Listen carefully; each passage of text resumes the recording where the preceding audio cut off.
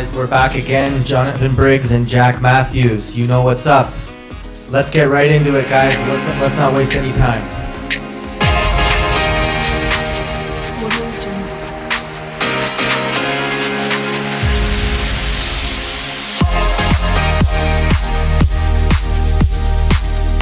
Is it a bad thing? Is it a burden? Is it an opportunity? I think assimilation is not just a great thing, it's a necessary thing. No society can hold together where people have nothing in common, they don't speak the same language, they don't practice the same things. And, you may look at something like just food habits or what you eat and think that's fairly frivolous. But the truth of the matter is that on a broader level, when we're talking about more big picture things, differences in race, culture, religion, all these things, people have fought wars, violent wars, killed each other over these things for thousands of years. If America is to hold together, assimilation, not just good or bad, necessary. Okay, if you know anything about history or whatnot, this is just plain common sense. It's not rocket science. Yeah. And it's the way it is, and it's just the way it always has been. Yeah, absolutely. I mean, the guy's just spouting off some good common sense, and people are looking at him like, giving him the people's eyebrow, and it just makes perfect sense to me. I don't think it's going to be possible for America to survive as a stable, functioning society if people don't, to some degree, say, well, here's what we're going to commonly agree upon. But who gets to choose it? The majority culture, I suppose. And what's majority culture? The people with power. And who's people with power? Who's people with power? Come on. The people with power always choose. It's not poor people who choose what goes on. It's always the people in power. Yeah, once again, Vince, just talking common sense about assimilation. Of course, yeah, societies are going to have to come together. They're going to have to at least speak the same language to a certain degree. And historically, cultures do assimilate. Naturally, they do. When people get together, whether if they're from different backgrounds, they'll find even a new language, whether it's a pidgin language or a Creole language, and they'll find a way to get along for the greater good of society. Yeah, and the only problem I find is that is when you have immigrants coming in waves like that. Usually, you'll get a wave of immigrants, and then they will stay in the country for, and they'll stop immigration. Say you get a wave, they stop for 10, 15 years, wait for the people to sort of assimilate, then more. That's not what's happening now. Now the floodgates are just open, and yeah. And we have a bad housing market the way it is. So what's the plan? Where do all these people go? It's okay. We, the taxpayers, will be put in the bill. This Vince guy. I mean, I like him for all the reasons that everyone else on the panel is shocked and horrified by him. First of all, his point about assimilation is obviously correct. A nation must be bound together, united by more than just the simple fact that all of its people exist inside the same geographical boundary. And that's even more the case today when the geographical boundary is so porous and apparently, according to this administration, negotiable. So we have to have something else holding us together. To be a people, not just people, but to be a people, we must have a shared culture, shared values, shared traditions, a shared language. White people. Well, I don't know if that's... I'm gonna say it. Yeah. White people. Did they just bring a 12-year-old to a debate? Okay. Oh my God, they actually did bring a 12-year-old to this debate.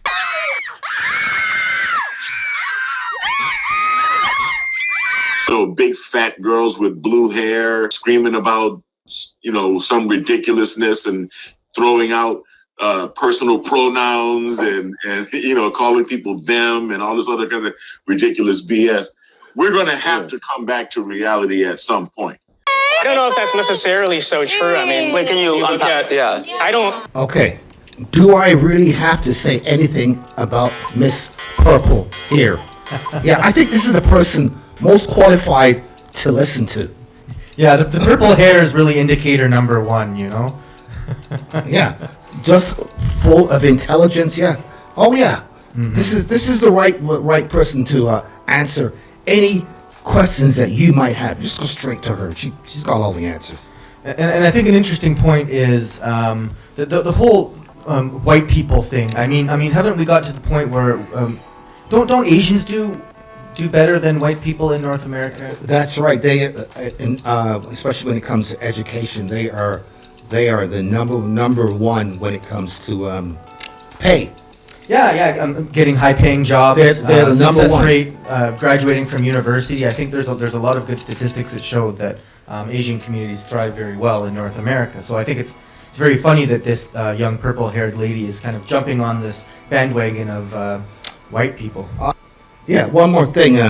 Asians also have the highest, from what I understand, lowest divorce and highest family. Their families stay together. The nuclear family, right? Yeah. Mother, father, they're there. They take care of their children. That's right. So I think that has a lot to do with it too. I don't think a particularly white quote unquote interest controls things like In America. pop culture. Do you believe Well, I white think- supremacy exists? I think there are people who believe in it. I think there's people who all believe that their race is superior. So you don't believe in white supremacy? Do you believe America is a white supremacist state? No. Every country is running who has a government or who has the majority in that believes that their race is superior. Not everybody in it, but a lot of people feel that way. And is this something new that just popped up 10, 15 years ago? No, this is from the beginning of time. Yeah. It's in the Bible. This is silly talk, Yeah, tribalism. right? That's right. I don't know. And not found No by- white supremacist state would even allow us to be doing this. I don't understand. Obviously, you know where these white supremacy meetings are being held, and we demand to know. Yes. Yes. Okay. The cat's out of the bag. Have agreed to bring cookies for next week's Punch Social. The meetings are at the local library. I'm gonna follow you home secretly and find out where where you're keeping these meetings, cause I'm gonna sneak it. Just remember, you two, Fred is allergic to peanuts. Peanuts and Jews. I want to know what these people are saying under the quiet. Yeah. You know, it's funny, but there is a good term I heard for it. Is that there's a supply and demand problem with racism, right? It seems to be a large demand. Everybody seems to say, okay, there's racism, but we can't seem to find it anywhere. So, Well, here's the thing. What I believe is that I forget who said it, was Rush Limbaugh. This world is ran by the aggressive use of force. So whoever has got the power is gonna make the decisions on how things are run, and the people that don't have the power or subservient. exactly. And I think it's just always been that way. Right? Yeah, unfortunately, but it's almost human nature. And The problem with Mr. Blue Suit there, he's talking too much common sense, and all they have is word salad, right? Or they're going to do the bait and switch. You can't beat him on what he's saying, so you start talking about something else. Yeah, the classic deflection, right? Yeah, exactly. they're gonna bring. He's gonna take down their first argument, and they're gonna say, "Well, what about this?" And it's like, well, yeah, exactly. Can we stay on topic, please? Thank you. Yeah. White supremacists, there's just KKK people walking. Actually, I go around New York City. I notice that, I guess Brooklyn a little bit different. Most of the people here are not white, and they're doing their thing. So I don't understand. What does doing their thing mean to you? Going to work. Are they making the same amount of money? Are they making the same amount of money?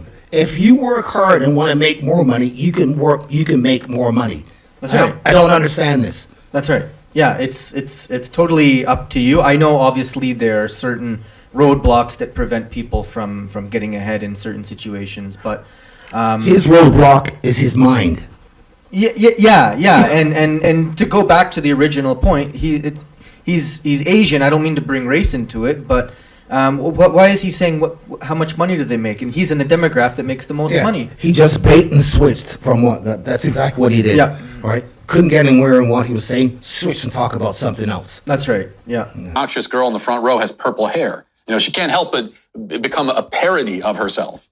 It's like, why do these obnoxious liberal women? Why even do the purple hair anymore? You are willingly making yourself into a stereotype, into one of the most mocked stereotypes in existence right now. You are saying, I'm going to be that person.